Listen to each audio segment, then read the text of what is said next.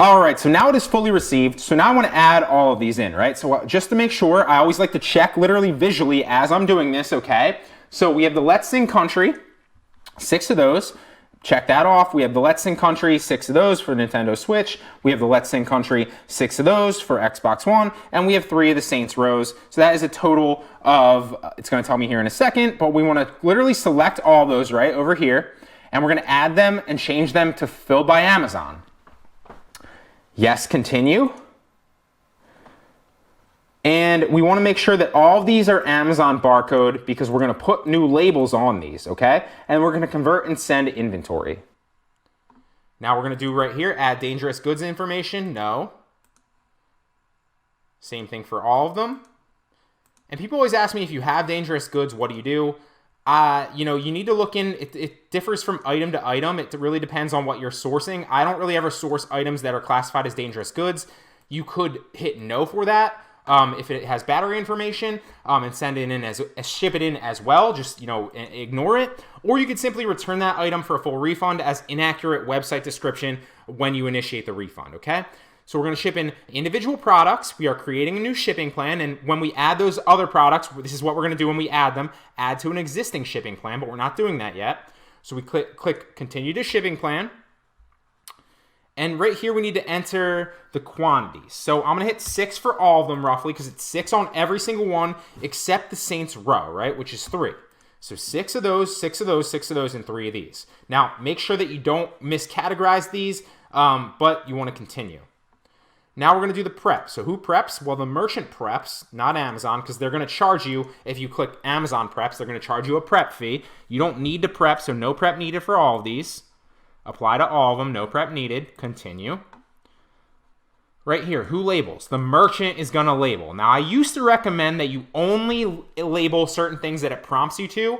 So if you hit like Amazon labels, right? Sometimes it will tell you like, okay, well, you only need to label these ones, and then the rest of them will go into commingled inventory. I do not recommend doing that because Amazon has been losing a lot of packages lately. So as a rule of thumb now, just to make sure that they receive all of your inventory and it goes into your inventory, label them all, okay? Label them all. Label them all as merchant. Then we're going to print the labels for this page.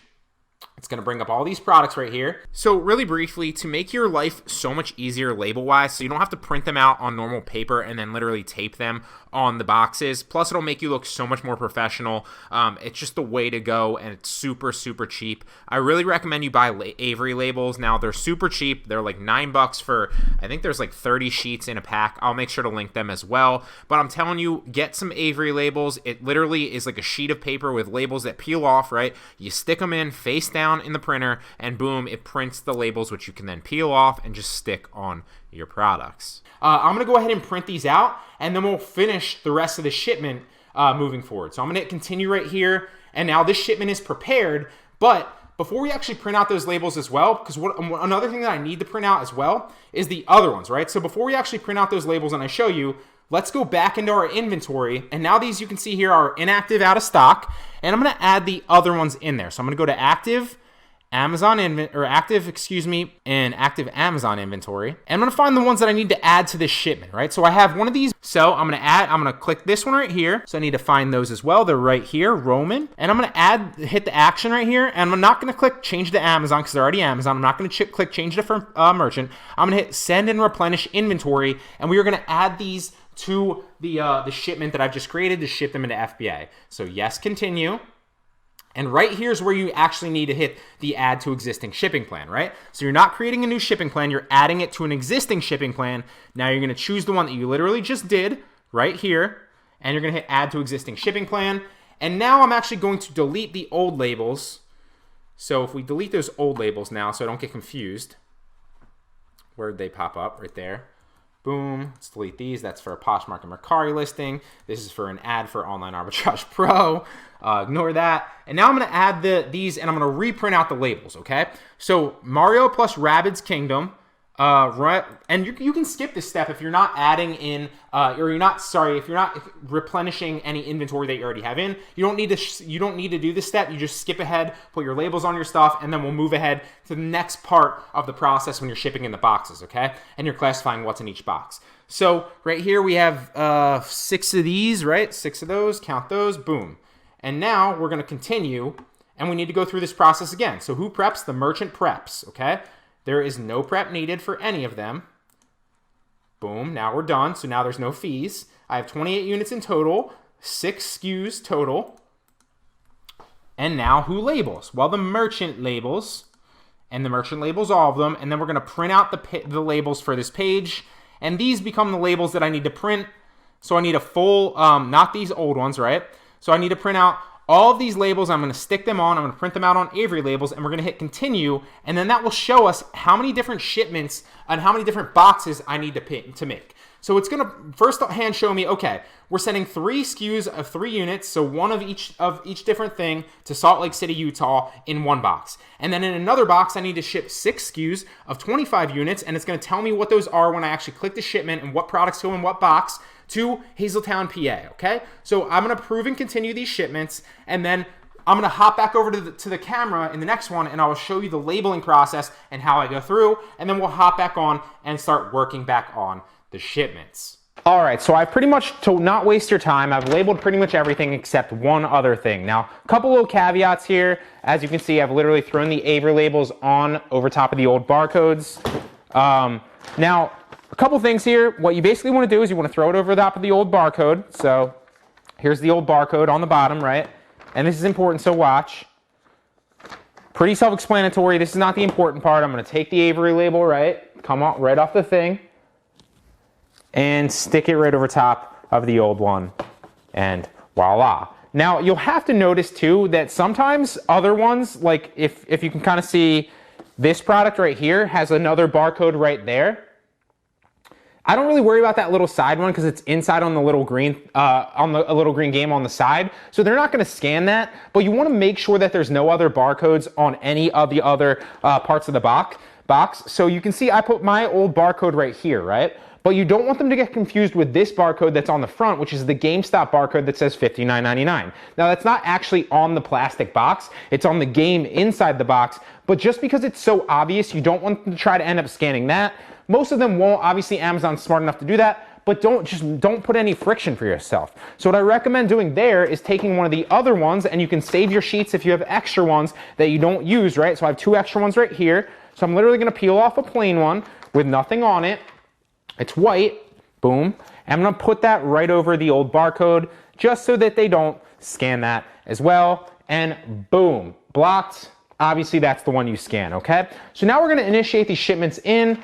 We've pretty much gone through the entire process. Another thing that I forgot to say earlier as well too is, like I said, save your boxes, but also any bubble wrap that you get in anything, save that as well, okay? And if you have too much, obviously throw it out there without saying, but save it, save it, save it. You want to protect your inventory. Obviously, games like this aren't that hard to ship. You know, I don't really need to protect these too much because they're pretty easy to ship, and they're not really going to be too breakable in my experience. But some items will be. Some items will be bigger. Some items will be heavier. When you're shipping in books, obviously, if you're shipping like heavy textbooks, and then you have like a small little breakable item, you're gonna need, you know, things like the poly mailer stuff.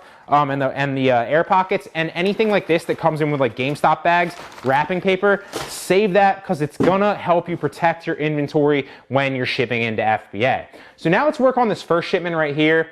It's 3 of them, so let's figure out what it is, okay? So we're gonna hit review and modify units, and it's gonna tell us that we need 1 Let's Sing Country Nintendo Switch. So I'm gonna grab that in my hand right now. Let's Sing Country Nintendo Switch. Let's Sing Country Xbox One 2 Mic Bundle Edition. Grab one of these as well. And Let's Sing Country Xbox One Solo Edition. Grab one of these as well. Boom. So now I need to figure out, okay, what box should I ship these in? So ideally, you want to ship these in the smallest potential box possible that fits all of your items. So I'm going to go ahead and I'll find, this box is a little bit bigger, but just for the sake of showing you guys exactly what I'm going to do, I'll ship them into this box right here. So what I'm going to do is I'm going to tape this up, and you're going to want to take these labels off as well. So the labels on like the top of the box, I'm going to rip those off too. But I'm not going to do that on camera because I don't want to waste your time. That's pretty self-explanatory. And obviously this shipment initiation where there's only 2 boxes is pretty easy. But sometimes it'll be like 5 boxes if you're shipping in like 100 units. Sometimes it'll only be 2 and you'll be lucky, okay? So what I'm gonna do is I need a tape measure, which is also another thing that's gonna save you a lot of time and hassle. You could estimate, but I don't recommend doing that. So tape measure, I'm gonna measure it, right? So we have 18 by 6 by 5. So we're gonna put those dimensions in. We're gonna hide the units right here on the computer. We're gonna scroll down, everything in one box. So now that we know we can fit everything in one box, most of the time, if you have enough boxes, you have bigger boxes as well, you know, and you're not shipping in a ridiculous amount of things, and it's not initiating a shipment of like 60 things in one box, you're gonna be able to ship them all in one box. If you need to, I can create another video about shipping in multiple boxes, but if you need to do that, it's pretty self-explanatory. More than 1 SKU per box, total 15 boxes or less, right? Okay? And because obviously you're not going to be shipping in you're not going to be shipping in more units than that. If you're doing this right here, you know, chances are you're a little bit more advanced and you don't need to watch this tutorial. So more than 1 SKU if you need to do multiple boxes, right? And then you simply just add a box right here, number of boxes, or maybe you're going to do it in 2, maybe you're going to do it in 3, and then you hit confirm and you simply just put in the shipments or the specific boxes, their weight, their dimensions, and then what units correspond with each box. Pretty self-explanatory. But obviously the majority of you are going to be everything in one box right here for this shipment. So what did I say? I already lost track of what this was. It was 18 by 6 by 5, 18 by 6 by 5 right there in there. So box weight. Now we're going to put the items in. So these 3 into this. I'm going to turn on my scale and I'm just literally going to throw it on the scale. So what does it weigh? It weighs 1 pound and a little bit under 2 ounces. So 1.1 pounds. Okay, and we're gonna hit confirm, boom, calculate it, and it's gonna tell me what I paid or what my cost was. So $5.23 right here. I think I shipped in 28 units total, if I'm not mistaken. So how I find out my buy cost per each unit is $5.83? $5.23. I'm gonna save 28 units total, and I'm gonna add the next box, and I'm gonna divide 28 by this entire price to find out what my price per unit was, right? So then we're gonna print these box labels, and I will print these out after this video, and we'll hop into the next video in a minute. But right now you can see, okay, this is 1.1 pounds. So as a rule of thumb, I'm just gonna write 1.1 on this box, right where I would put the label. So 1.1 on this box right here, just right on the top, and I'm gonna cover the 1.1 with the label. But you know, if you're only shipping in 2 boxes and there's a big discrepancy, you don't need to do that. But I'm just used to doing it. It's a good habit to have, because if you're shipping in bigger things, once you scale up, you're gonna be shipping in like 5 different boxes at once. And some of them might have very similar dimensions and very similar weights. So you don't wanna mix up your products and the labels of those boxes. So it's just a good rule of thumb. So now let's hit complete the shipment and mark as shipped. Now I'm gonna print those labels out all at once. That's why I wrote it down. You could literally print them out and then label the box and then move on to the next one if you wanted to do that and you don't want to actually have to write it down. You could do that as well. I just like to print them all out at once because, like I said, I usually do more boxes and more units. So the next one, let's work on the shipment. So it ends up becoming everything else. So if I needed to look, I could hit review and modify units and see, okay, these are all the of units for each specific product that I need to throw in this box or boxes. So all these are gonna go in one box, and let me find the box that I'm gonna ship these in. So I think all these can probably fit in this box right here. Let me see roughly. This should be able to fit in this one. Now, I'm not gonna tape this box up yet or really package it fully because I'm gonna wanna make sure that I'm protecting my inventory in here, but really all I'm doing is testing to see if I can fit all this stuff in this box, which I clearly can. So now I wanna get the dimensions for it, right? So what are the dimensions? Well, it's 15 by 12 by 7. Put that in. 15 by 12 by 7. Now, what does the box weigh? Turn on my scale.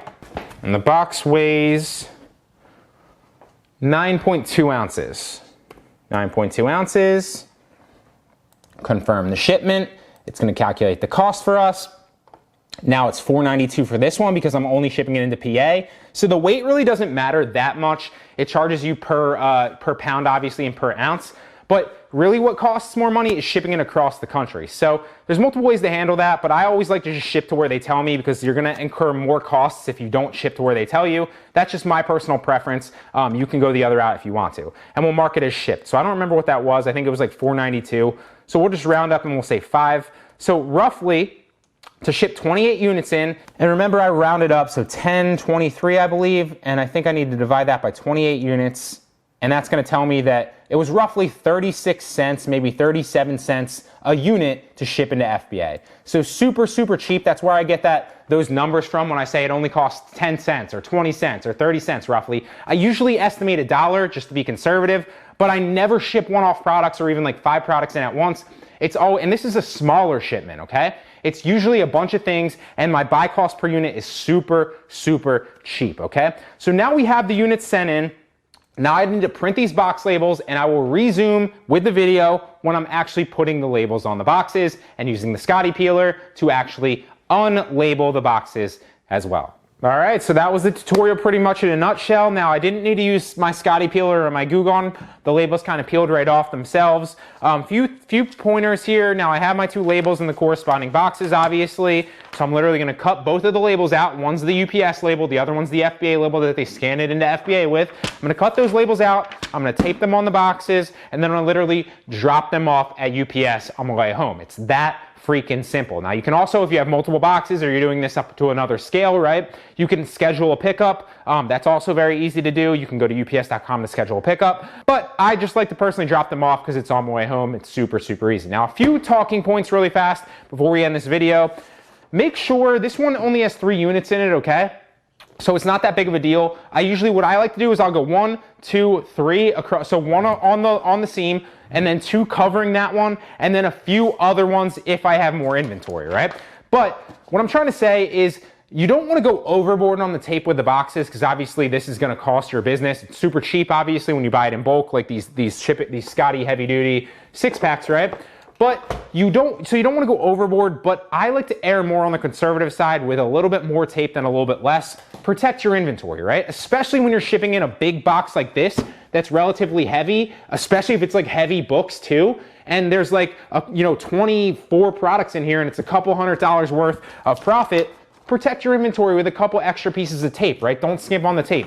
Make sure you have it taped down. Make sure it's protected, because God forbid if you only taped it 1 time, right, or 2 times, and it broke open in shipment and they didn't deliver it for that reason, well, you're out of luck, and you're out of, more importantly, a few $100s of profit that you're never gonna get back. So protect your inventory. I'm gonna literally cut these out, tape them onto the box, and boom, it's that simple. Now you could also use a label printer if you want to. I don't personally use that, but I know a lot of people do.